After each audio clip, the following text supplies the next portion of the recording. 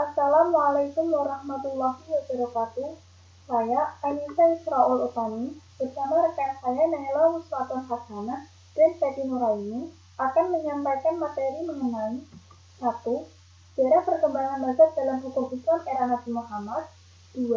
Sejarah perkembangan mazhab dalam hukum Islam era Feodal.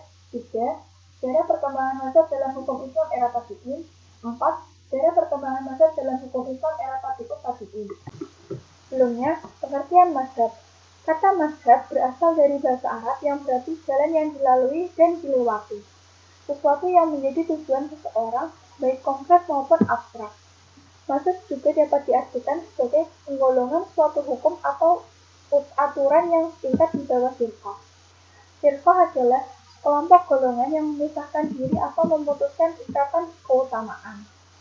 Menurut para ulama dan ahli agama Islam, yang dinamakan mazhab adalah metode yang dibentuk setelah melalui pemikiran dan penelitian. Kemudian, orang yang menjalaninya menjadikannya sebagai pedoman yang jelas batas-batasannya. Bagian-bagiannya dibangun di atas prinsip-prinsip dan kaidah-kaidah. Latar belakang munculnya mazhab. Mazhab muncul dilatar belakangi dengan adanya 1. Perbedaan pemahaman ilat hukum. 2. Perbedaan dalam masalah hadis. 3. Perbedaan pemahaman dan penggunaan kaidah lughawiyah nas. Perbedaan dalam mentarjihkan dalil-dalil yang berlawanan. Perbedaan tentang qiyas. Perbedaan dalam penggunaan dalil-dalil hukum, serta perbedaan dalam masalah nasakh. Periode perkembangan mazhab. Periode pertumbuhan pada abad ke-0 sampai 1 Hijriah. Terdapat mazhab dalam era Nabi Muhammad, mazhab dalam era sahabat, mazhab dalam era tabi'in, mazhab dalam era tabi'ut tabi'in. Selanjutnya, periode pembentukan pada abad ke-1 sampai 2 Hijriah. Terdapat mazhab Imam Abu Hanifah, mazhab Imam Malik, mazhab Imam Syafi'i, mazhab Imam Ahmad, serta mazhab lainnya.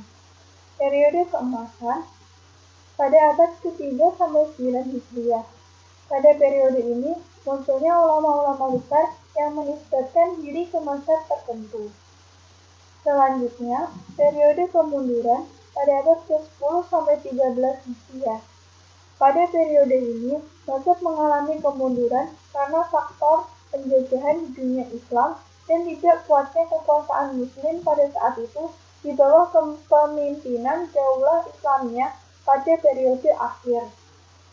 Selanjutnya, periode kebangkitan pada abad ke-14 sampai dengan sekarang. Pada periode ini mengalami kebangkitan kembali. Materi selanjutnya akan disampaikan oleh rekan saya, Fedi Nuraini. Saya akan melanjutkan materi yang disampaikan oleh Anissa. Sejarah perkembangan mazhab dalam hukum Islam di era Nabi Muhammad.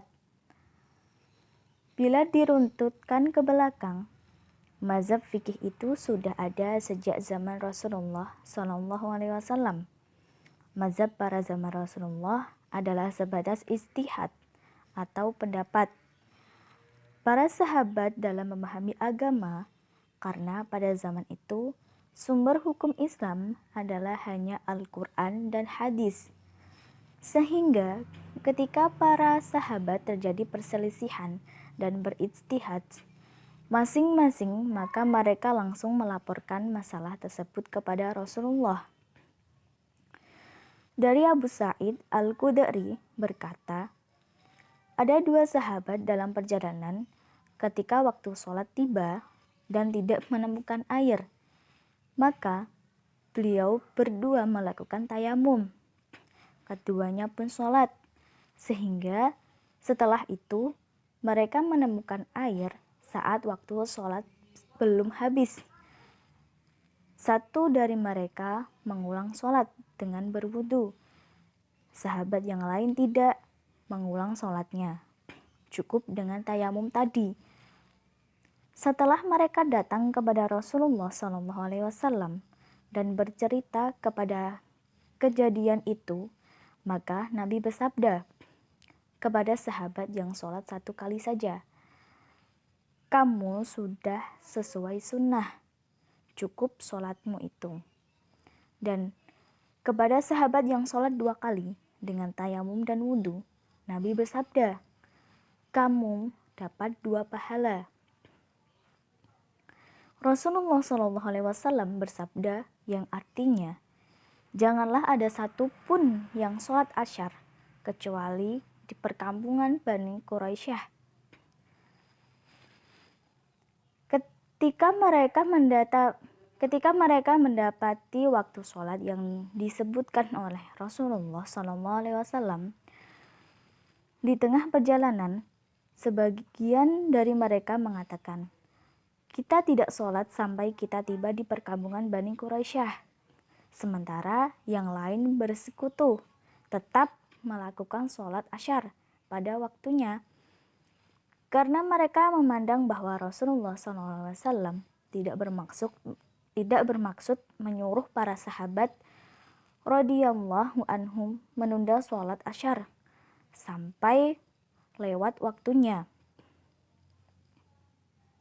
Kemudian, 2 sikap yang berbeda dalam menyikapi sabda Rasulullah SAW dilaporkan kepada beliau. Rasulullah SAW tidak mencela salah satunya. Pada periode ini, mazhab hanyalah sebuah pendapat atau ijtihad para sahabat dalam memahami sebuah kasus, lalu sahabat melaporkan kepada Rasul akan kasus tersebut, sehingga Rasulullah SAW langsung memutuskan kasus tersebut. Maka salah satu yang benar atau keduanya yang benar. Mazhab secara sistematis belum terbentuk. Hanya berbentuk pendapat para sahabat dan ijtihadnya yang kemudian disampaikan kepada Rasulullah. Materi selanjutnya saya kembalikan kepada rekan saya Anissa. Sejarah perkembangan mazhab dalam hukum Islam era sahabat. Mazhab fikih itu ada pada sejak zaman sahabat, mulai tumbuh seiring dengan meninggalnya Rasulullah SAW. Karena ketika di zaman Rasulullah SAW, para sahabat menemukan sebuah masalah, langsung melaporkannya kepada Rasulullah. Akan tetapi, berbeda setelah wafatnya Rasulullah. Para sahabat masing-masing memiliki pendapat. Misalnya, pendapat Aisyah radhiyallahu anhu, pendapat Ibnu Mas'ud radhiyallahu anhu, pendapat Ibnu Umar. Masing-masing memiliki kaidah tersendiri dalam memahami nas Al-Quran dan Sunnah. Sehingga terkadang pendapat Ibnu Umar tidak selalu sejalan dengan pendapat Ibnu Mas'ud atau Ibnu Abbas. Tapi semua itu tidak bisa disalahkan, karena masing-masing dari mereka sudah melakukan ijtihad. Para sahabat melihat Rasulullah SAW mengerjakan suatu tindakan.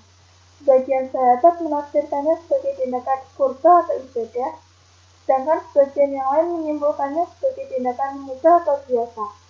Contohnya, para sahabat melihat Nabi SAW melakukan lari-lari saat tawaf. Oleh karena itu, mayoritas mereka berpendapat hal tersebut adalah sunnah dalam tawaf. Sedangkan Ibnu Abbas mengartikan tindakan beliau sebagai kebetulan karena ada motivasi yang muncul. Rasulullah SAW mengerjakan ibadah haji dan orang-orang menyaksikannya. Sebagian sahabat berpendapat bahwa beliau mengerjakan ibadah haji secara tamaktu, sementara sebagian sahabat yang lain menganggapnya mengerjakan haji qiran. Sebagian sahabat lain menyangka beliau mengerjakan ibadah haji secara ifrad. Materi selanjutnya akan disampaikan oleh rekan saya Nela Sopun Hasanah. Sejarah perkembangan mazhab dalam hukum Islam era Tabi'in.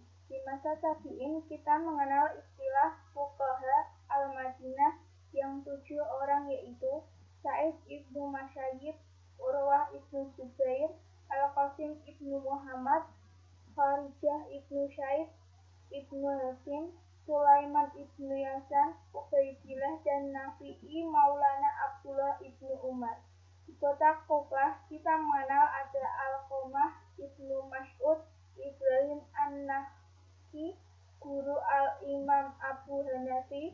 Sedangkan di kota Bashrah ada Al-Hasan al-Basri dan Imam Sufyan as-Tsauri. Dari Dari kalangan tabi'in ada ahli fikih yang cukup terkenal, Ikrimah Maula Ibnu Abbas dan Ata Ibnu Abu Robah, Tawus Ibnu Kisan, Muhammad Ibnu Sirin, Al-Aswad Ibnu Yazid Masyruk, Ibnu Al-Arad Sa'id, Ibnu Zubair, Mahful dan Dimasyiki Abnu Idris Qauli. Sejarah perkembangan mazhab dalam hukum Islam era Tabi'ut Tabi'in. Tabi'ut Tabi'in atau At-Taba'ut Tabi'in artinya pengikut tabi'in adalah orang Islam teman sepergaulan dengan para tabi'in dan tidak mengalami masa hidup sahabat Nabi. Tabi'ut Tabi'in disebut juga murid tabi'in. Menurut banyak literatur hadis, Tabi'ut Tabi'in adalah orang Islam dewasa yang pernah bertemu atau berguru pada tabi'in dan sampai wafatnya beragama Islam. Dan ada juga yang menulis bahwa tabi'in yang ditemui harus masih dalam keadaan sehat ingatannya, karena tabi'in yang terakhir wafat sekitar 110-120 Masehi dalam kalangan 4 imam mazhab ahli sunnah wal jamaah. Imam Hanafi tidak termasuk dalam tabi'in karena beliau pernah berguru dengan sahabat Nabi. Sekian materi yang dapat kami sampaikan. Semoga materi yang kami sampaikan bermanfaat bagi kita semua. Jika ada kesalahan, mohon dimaafkan. Wassalamualaikum warahmatullahi wabarakatuh.